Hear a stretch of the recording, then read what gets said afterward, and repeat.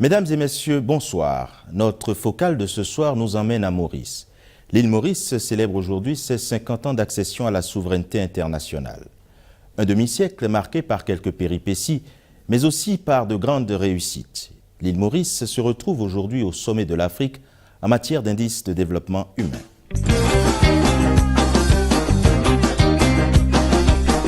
L'île Maurice, à qui certains économistes avaient prédit le pire, se porte plutôt très bien 50 ans après son accession à l'indépendance.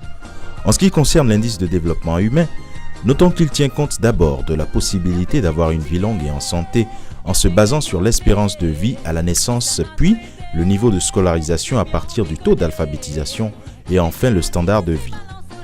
Selon le rapport des Nations Unies sur le développement publié en 2016, Maurice est classé deuxième derrière les Seychelles sur la liste des pays africains qui remplissent tous les critères.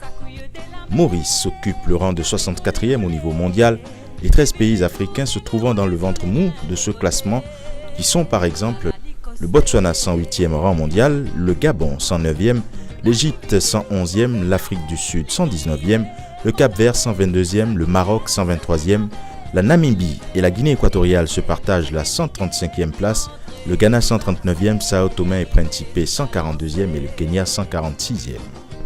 Dans le secteur de l'éducation par exemple, le gouvernement mauricien a construit plusieurs établissements, les manuels scolaires au primaire étant gratuits. L'île compte 61 établissements supérieurs au total, à la fois publics et privés.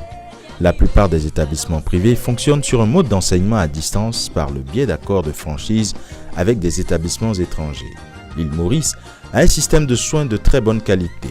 Les services de santé publique sont gratuits et accessibles à tous ceux qui résident sur le territoire mauricien.